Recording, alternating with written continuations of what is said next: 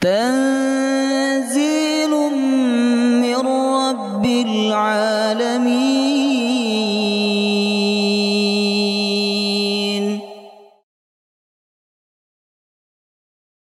يا أيها الذين آمنوا إذا قيل لكم تفسحوا في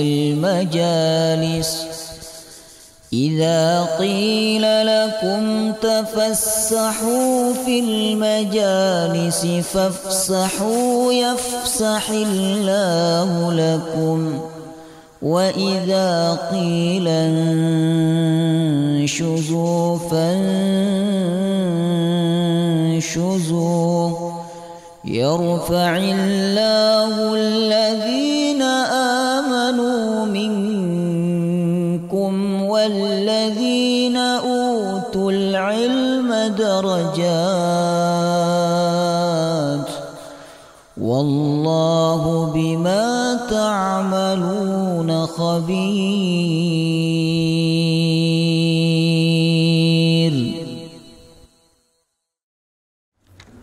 السلام عليكم ورحمة الله وبركاته.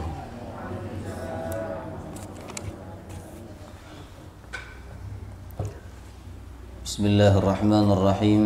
الحمد لله رب العالمين، نحمده ونستعينه ونستغفره ونعوذ بالله من شرور أنفسنا ومن سيئات أعمالنا، من يهده الله فلا مضل له ومن يضلل فلا هادي له.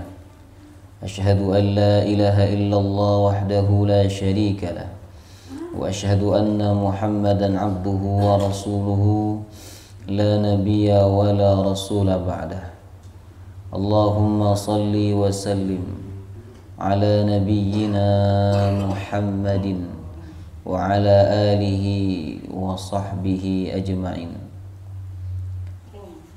اللهم علمنا ما ينفعنا وانفعنا بما علمتنا وزدنا علما واجعلنا من الصالحين، آمين يا رب العالمين.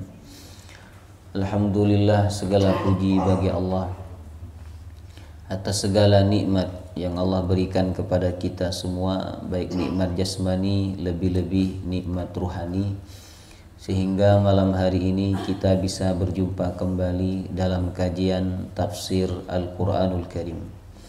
Kita memohon kepada Allah semoga ayat-ayat yang kita baca dan kita pahami menambah keimanan dan ketakwaan kita kepadanya. Amin ya rabbal alamin. Sekarang kita masuk ayat berapa Bapak Ibu? Ayat 78 ya. Kita baca sampai ayat 80. A'udzu billahi minasy syaithanir rajim.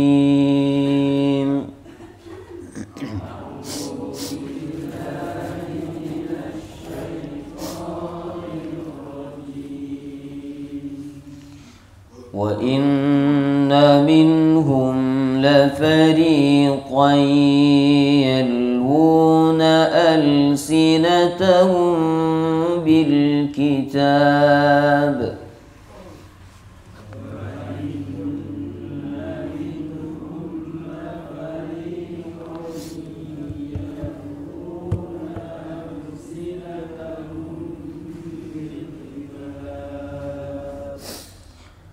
يلوون ألسنتهم بالكتاب لتحسبوه من الكتاب وما هو من الكتاب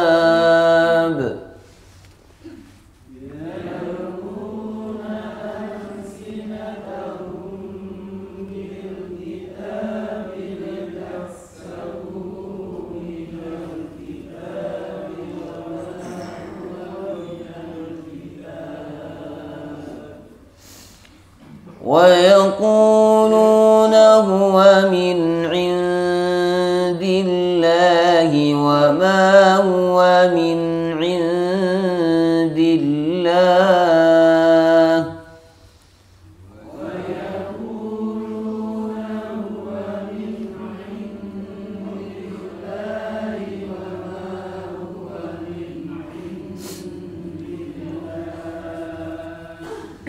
ويقولون على الله الكذب وهم يعلمون ويقولون على الله الكذب وهم يعلمون ما كان لبشر أن يؤتيه الله الكتاب والحكم والنبوة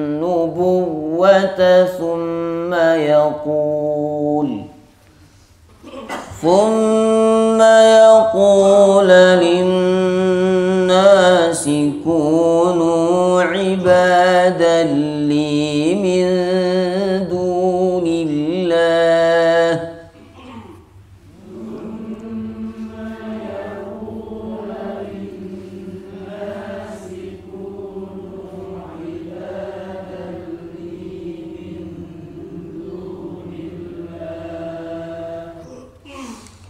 ولكن كونوا ربانيين بما كنتم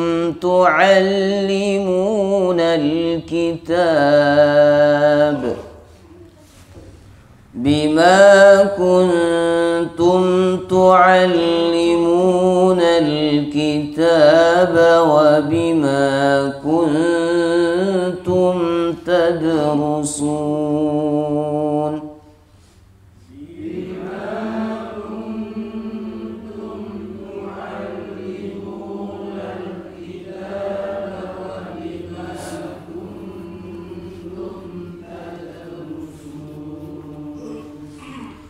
ولا يأمركم أن تتخذوا الملائكة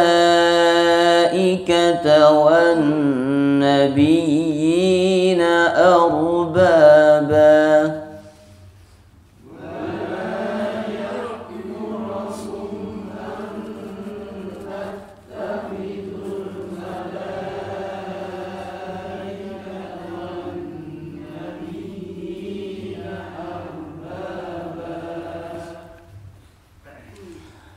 أيأمركم بالكفر بعد إذ أنتم مسلمون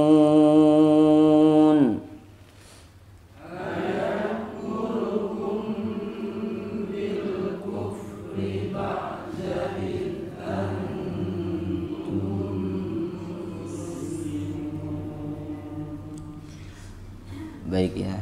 Ini masih berbicara mengenai ahlul kitab Yahudi dan Nasrani.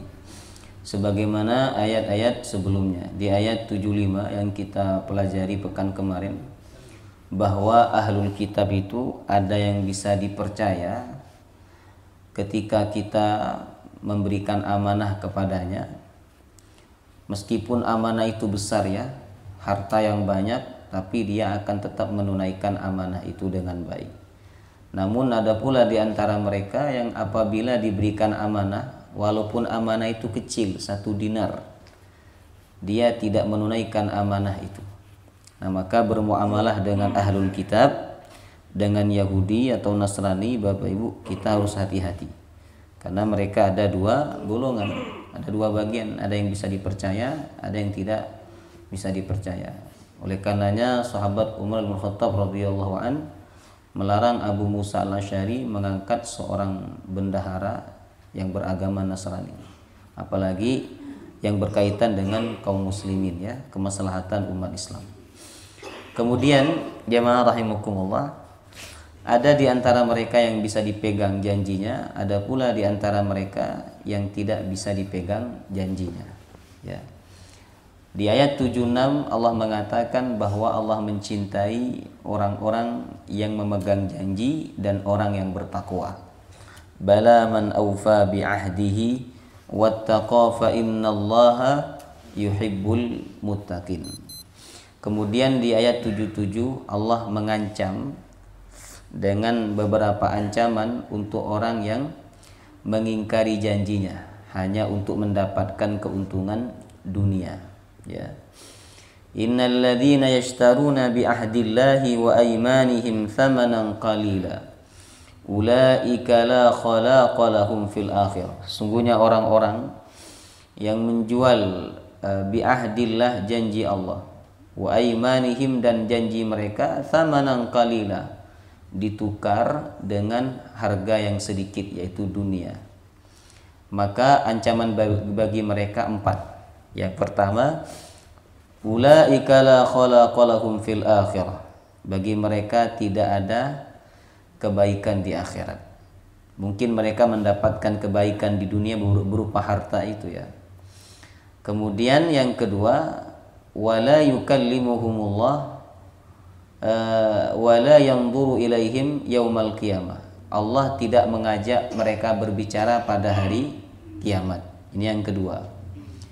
Yang ketiga, wala yanzuru ilaihim yaumal qiyamah, Allah tidak mau melihat wajah mereka pada hari kiamat. Yang keempat, wala yuzakkihim, Allah tidak mensucikan mereka, artinya Allah tidak menyelamatkan mereka. Kemudian ditutup, walahum adzabun alim, dan bagi mereka azab yang pedih. Jadi orang yang tidak dilihat dan tidak diajak bicara oleh Allah pada hari kiamat, pasti mereka adalah orang-orang yang mendapatkan azab yang pedih, Bapak Ibu. Baik, sekarang kita masuk ayat 78, ya. Nah, ayat ini juga berbicara ahlul kitab, bahwa ada di antara mereka yang suka yalwuna alsinatahum, memainkan lidahnya atau memutar-mutar lidahnya, merubah kitab Allah agar orang-orang menganggap apa yang dia bacakan atau yang dia sampaikan itu bagian daripada kitab Allah, padahal bukan. Jamaah rahimakumullah. Allah mengatakan, wa inna minhum la fariqan yalwuna alsinatahum bil kitab. Sesungguhnya di antara mereka, yakni di antara ahlul kitab, Yahudi dan Nasrani, la fariqan, ada segolongan. Fariqan ini kelompok yang tidak banyak, Bapak Ibu. Artinya orang yang pandai memutar lidahnya, lalu dengan itu dia merubah kitab Allah, ya, seakan-akan apa yang mereka sampaikan itu dianggap sebagai bagian daripada kitab Allah. Jumlah mereka tidak banyak. Makanya Allah sebut dengan kata fariqan, ya. Fariqan itu kelompok kecil. Yalwuna alsinatahu, yang mana mereka memutar-mutar lidahnya ketika membaca bil kitab, alkitab.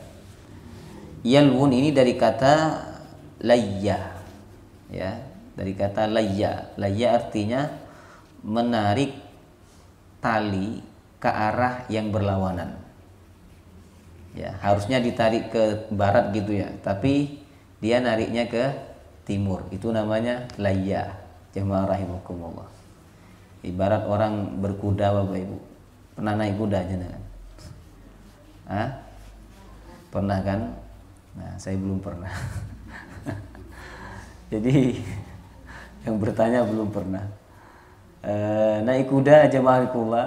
Kalau saya perhatikan, kita perhatikan, ya, kuda itu kan ada berapa talinya?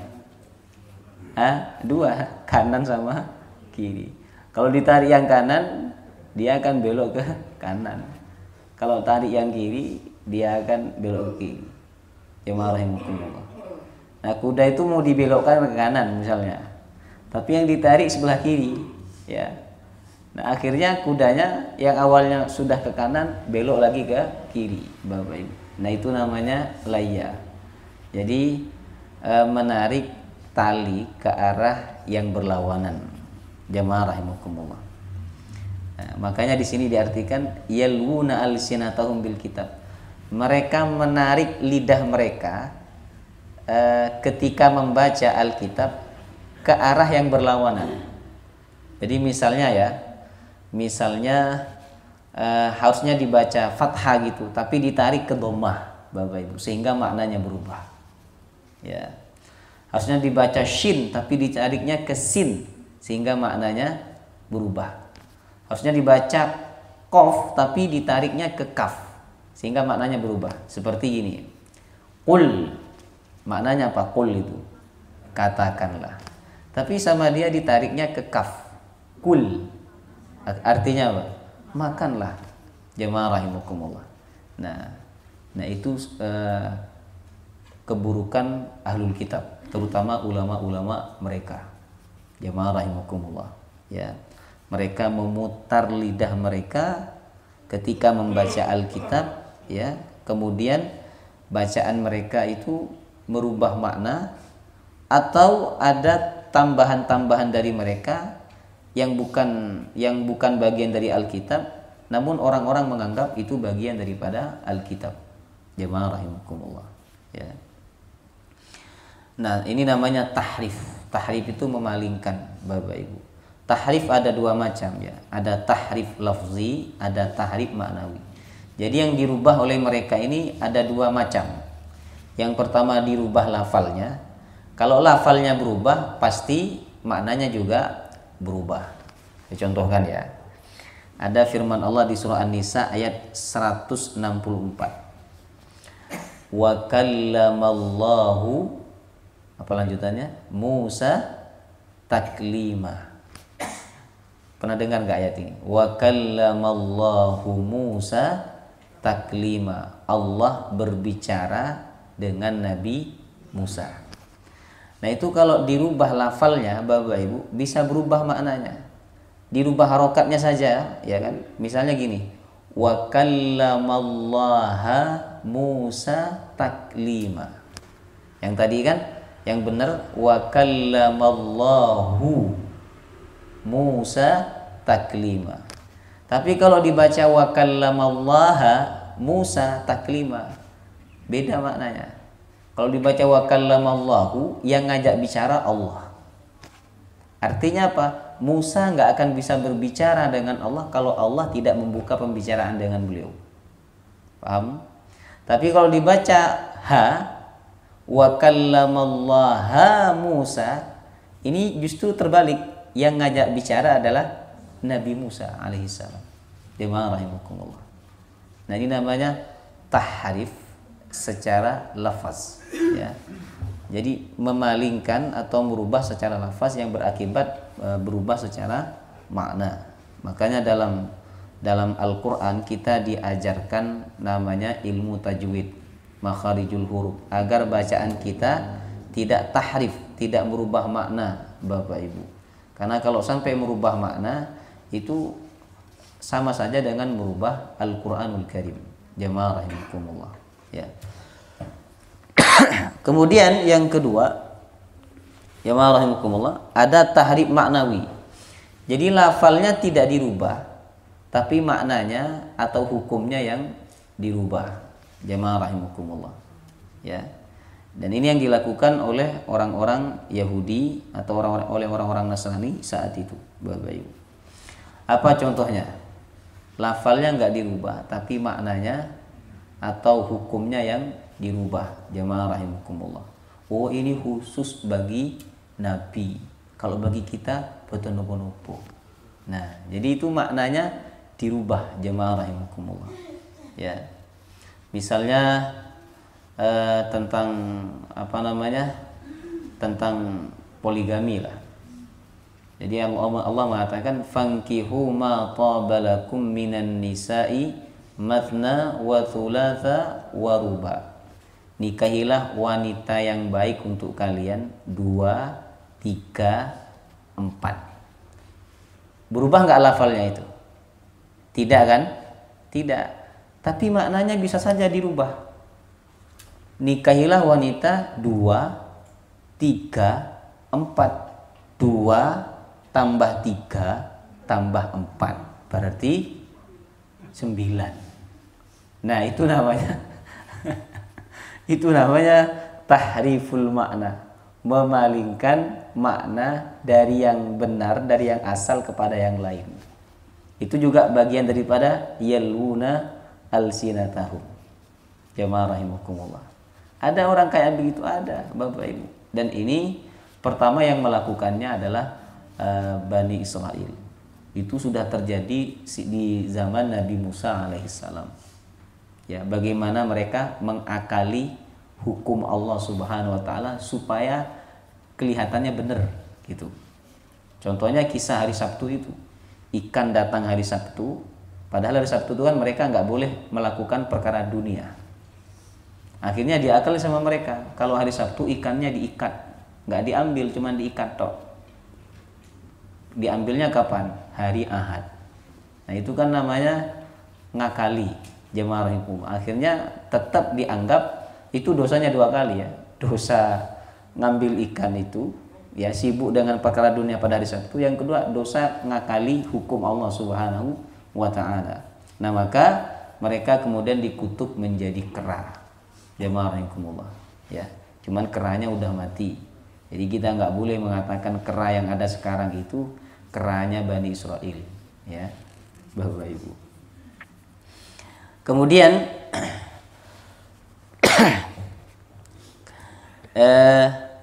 ini salah satu trik yang dilakukan oleh para rahib ya, para pendeta Yahudi ya saat itu ketika mereka membaca kitab Taurat atau membaca kitab Injil bagi para rahib Nasrani, Bapak Ibu, sengaja mempelesetkan lidahnya mereka. Dengan niat apa? Mengubah isinya dan hukum Allah yang tertulis di dalam kitab Taurat. Jemaah rahimakumullah. Salah satu contohnya tentang hukum zina. Kalau orang itu sudah menikah lalu dia berzina, maka hukumannya apa? Dirajamkan, Bapak Ibu. Sudah menikah dan sudah menggauli istrinya. Kalau sudah menikah tapi belum menggauli istrinya lalu dia berzina dengan wanita lain, maka hukumnya sama seperti yang belum menikah. Ya. Nah di dalam kitab Taurat hukuman bagi pezina yang sudah berkeluarga itu dirajam. Namun ketika banyak orang-orang mulia di antara mereka, orang-orang terhormat di antara mereka yang berzina, Bapak Ibu, akhirnya orang-orang kaya di antara mereka itu membeli para rahib supaya bisa merubah hukum yang ada di dalam kitab Taurat. Jadi ulamanya dibeli oleh mereka, jemaah rahimakumullah, ya kan? Ada nggak sekarang ulama yang dibeli? Ada, Bapak Ibu. Kamu jangan bicara ya, tak bayar sekian, atau tamu tak kasih Rubicon. Jemaah rahimakumullah, ya. Asalkan kamu jangan bicara ini, jangan bicara ini. Itu dibeli, jemaah rahimakumullah. Dan ulama-ulama yang seperti ini tidak ubahnya seperti para pendeta, para rahib Yahudi, yang mana iman mereka tidak kuat, sehingga ketika mereka dibeli oleh orang-orang terhormat, Bapak Ibu, untuk merubah hukum sebab yang berzina itu adalah keluarga mereka, akhirnya mereka merubah hukum rajam. Kata mereka di dalam kitab Taurat, ya, hukum rajam itu dirubah oleh mereka bahwa siapa laki-laki perempuan yang sudah menikah dan dia berzina, maka hukumannya cukup dilumuri arang wajahnya, ya, laki-laki dan perempuan itu. Kemudian setelah itu dinaikkan ke atas keledai, lalu didudukkan secara terbalik. Jadi yang laki-laki di depan, yang perempuan di belakang. Jemaah rahimakumullah, tapi terbalik duduknya. Nah, kemudian mereka berdua diarak, ya, keliling kampung, ngasih tahu ke orang-orang bahwa mereka ini berzina. Nah, padahal di dalam kitab Taurat, Bapak Ibu, hukuman bagi mereka ini sebenarnya adalah dirajam sampai mati. Jemaah rahimakumullah.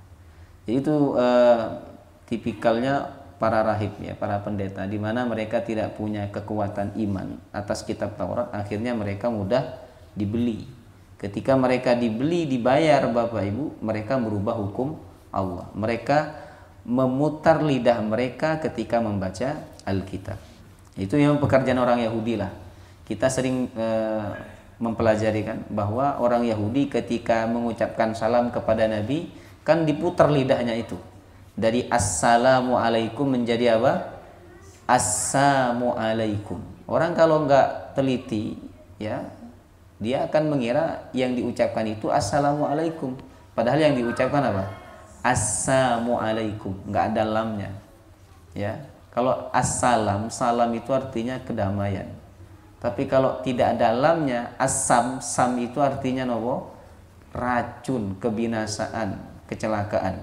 Jemaah rahimakumullah. Jadi orang Yahudi ini memang suka mempelesetkan lidahnya.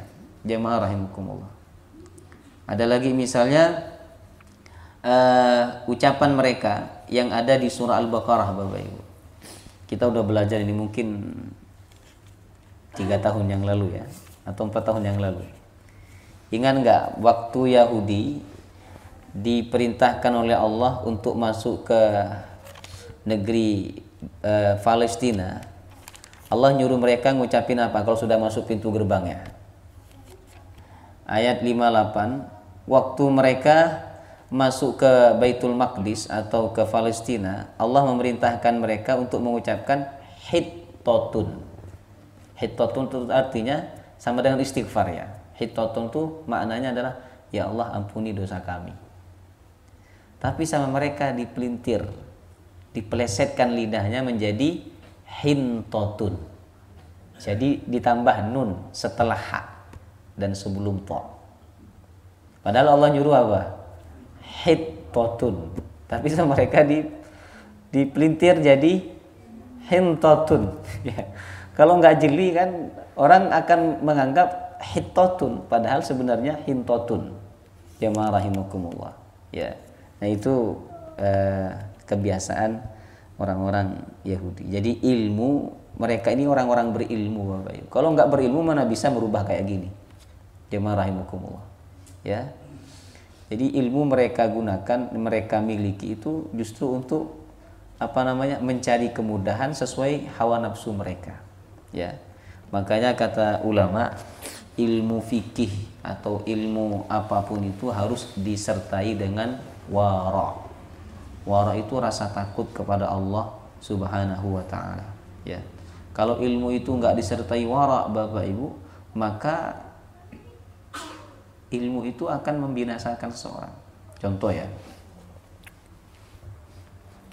Kita kalau ke pedagang, datang ke pedagang nih, lalu kita minta, "Pak, minta baksonya." Setelah kita makan bakso itu, kita wajib bayar enggak? Hah? Wajib bayar enggak kita? Enggak. Ini saya tanya serius ya. Jenengan, misalnya saya jual bakso, jenengan datang saya, "Ustadz, minta bakso 1 mangkok nggih." "Oh nggih Bu." "Nggih Pak, saya kasih bakso 1 mangkok." Nah setelah itu jenengan wajib bayar apa enggak?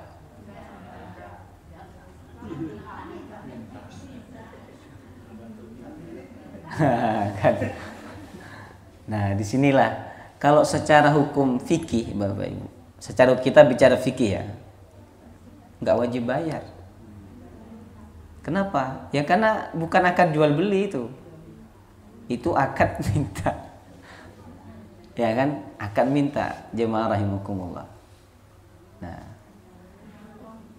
makanya tadi saya sampaikan, ilmu itu harus disertai dengan wara', rasa takut kepada Allah Subhanahu wa taala. Ya. Namun kalau kebiasaan orang membeli itu dengan menggunakan istilah minta, maka dia tetap wajib bayar. Jemaah rahimakumullah, ya. Baik, jadi hendaklah kita berilmu dan juga disertai dengan kewaraan agar kita tidak seperti Yahudi, Bani Israel, ya. Berilmu tapi tidak disertai rasa takut kepada Allah Subhanahu wa taala. Yalwuna alsinatahum bil kitabi litahsabuhu minal kitab. Agar kalian menganggap bahwa apa yang diucapkan atau yang dipelesetkan oleh sekelompok ahlul kitab itu bagian daripada kitab Allah, padahal bukan. Wa ma huwa minal kitab, padahal dia bukan dari bagian Alkitab. Jamaah rahimakumullah. Nah, orang yang menganggap sesuatu yang dipelesetkan atau sesuatu yang dipelintir itu bagian daripada firman Allah, berarti orang itu orang yang bodoh. Jamaah rahimakumullah. Orang itu nggak berilmu. Nah, disinilah kata ulama pentingnya kita berilmu, supaya kita nggak ditipu. Ya, coba banyak kan orang-orang kampung, orang-orang yang bodoh, orang-orang awam itu ditipu oleh ulama, oleh kiai-kiai, oleh ustadz-ustadz yang tidak bertanggung jawab dalam menyampaikan ilmu. Jemaah rahimakumullah. Ya kan? Ini hadis sahih, ini bukan, tidak disebutkan, jemaah rahimakumullah. Ya. Sehingga apalagi orang kita ini kan tidak paham bahasa Arab. Bapak Ibu. Orang kita setiap berbunyi bahasa Arab dikiranya apa? Hadis Nabi, ayat Al-Quran. Hebat itu Ustadz itu. Setiap ngomong ayat Quran muncul dari lidahnya. Padahal bahasa Arab biasa, bukan ayat. Tapi karena awam itu jemaah rahimakumullah, akhirnya mengira bahasa ayat Al-Quran. Ya kan? Bahkan ketika ada bunyi bahasa Arab diaminkan, amin. Sebenarnya kalau doa kunut subuh itu ya, itu dalam mazhab Syafi'i, Bapak Ibu. Doa kunut subuh itu dari awal sampai akhir dibacanya nyaring, nggak ada yang dibaca pelan, jamaah rahimakumullah. Kok di negeri kita ini dibacanya pelan, kalau sampai apa? Wa birahmatika syarr apa? Wa qina birahmatika syarra ma qadait. Habis itu kan dibaca pelan toh. Kenapa? Karena kalau dibaca nyaring diaminkan sama jamaahnya, padahal itu bukan doa. Itu pujian kepada Allah Subhanahu wa taala. Jadi untuk menghindari itu sama Pak Kiai dipelankan, Bapak Ibu. Ya. Nah, disinilah kita pentingnya belajar supaya kita tidak mudah ditipu oleh orang. Ya. Apalagi sekarang zaman media sosial, Bapak Ibu. Kalau kita tidak memperkuat diri kita dengan ilmu, kita akan terbawa oleh arus.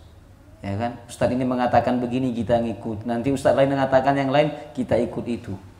Jemaah rahimakumullah. Kita harus punya ilmu, paling tidak dasar-dasar ilmu itu kita pegang.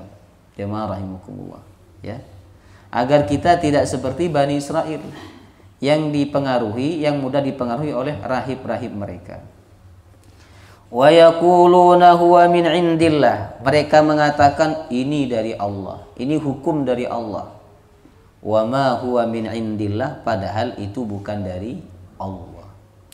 Wa yaquluna 'ala Allahil kadhiba wa hum ya'lamun. Mereka mengatakan atas nama Allah al-kadhiba, kedustaan, wa hum ya'lamun, padahal mereka mengetahui. Jemaah rahimakumullah, ya. Jadi sebenarnya mereka tahu itu, para rahib, para pendeta itu, bahwa ini bukan bagian daripada hukum Allah. Tapi mereka mengatakan atas nama Allah itu bagian daripada hukum Allah. Berarti dosa mereka ini sangat besar, Bapak Ibu. Karena mereka tahu tapi dilanggar sama mereka. Orang tahu bahwa itu buruk dengan orang yang tidak tahu, maka dosanya berbeda.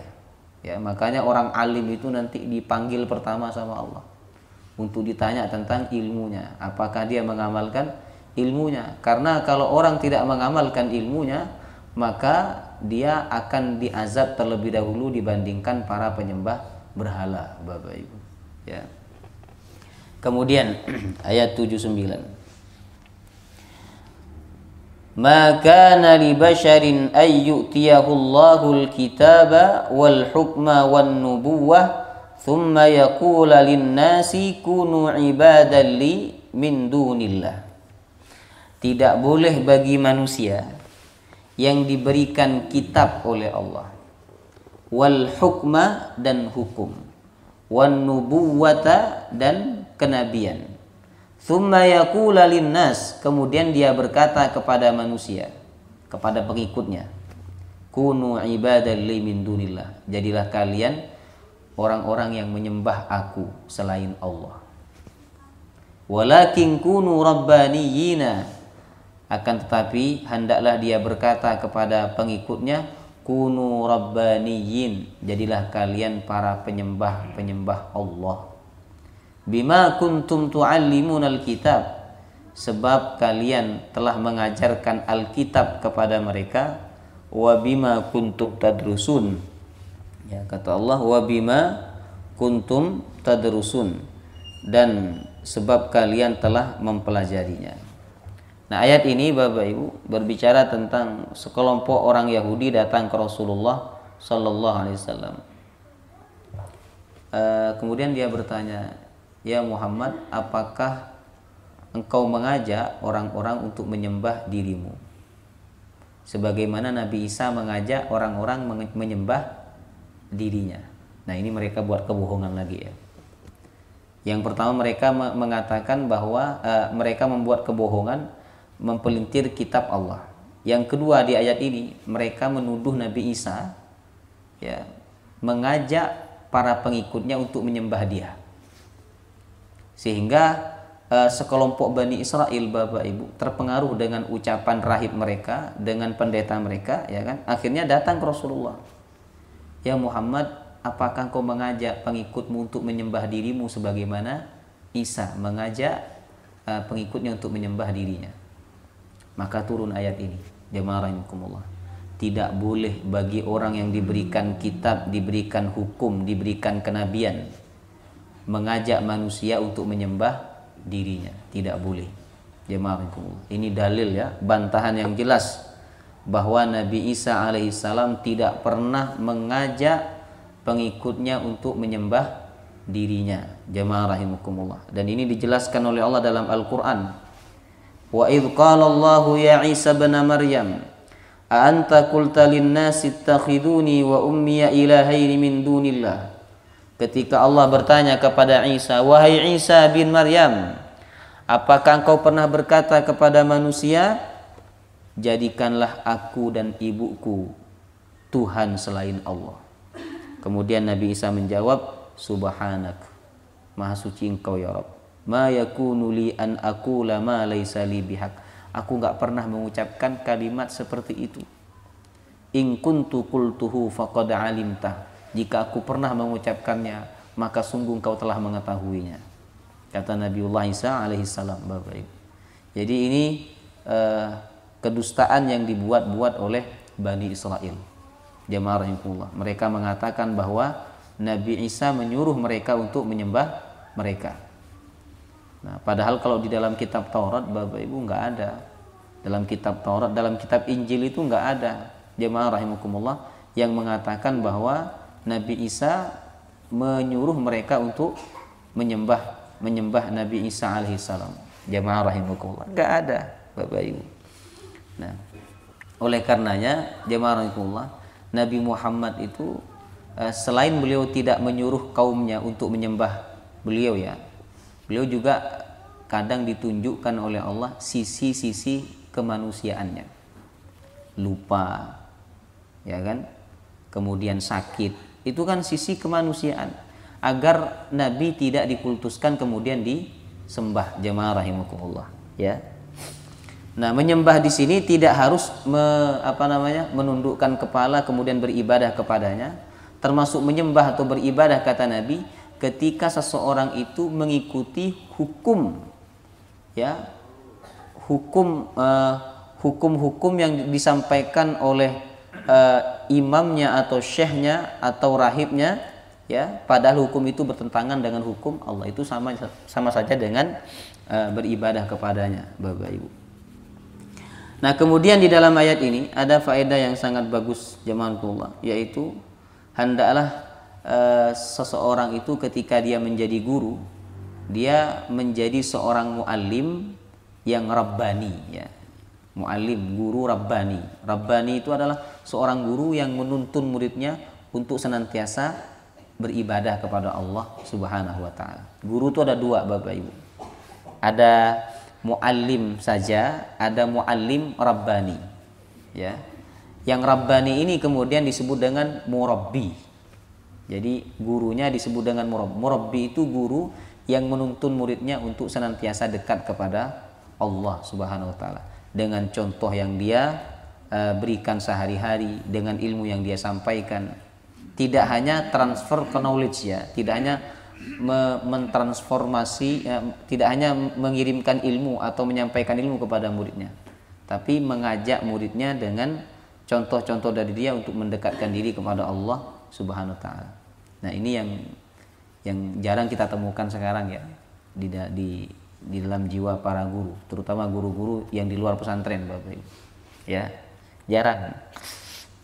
Saya diceritakan teman saya jamaahullah yang kuliah di mana? Di luar, di Arab, bagaimana para guru, para dosen-dosen di sana itu betul-betul memberikan teladan yang luar biasa, Bapak Ibu. Sakit pun tetap datang. Jamaah rahimakumullah. Kemudian beliau-beliau yang menemui mahasiswanya, bukan mahasiswanya yang menemui beliau. Sedangkan di tempat kita ini banyak guru yang tidak memberikan teladan kepada murid-muridnya. Jamaah rahimakumullah. Ya. Nah, maka jadilah guru rabbani. Guru yang memberikan teladan kepada murid-muridnya agar murid-muridnya semakin dekat kepada Allah Subhanahu wa taala.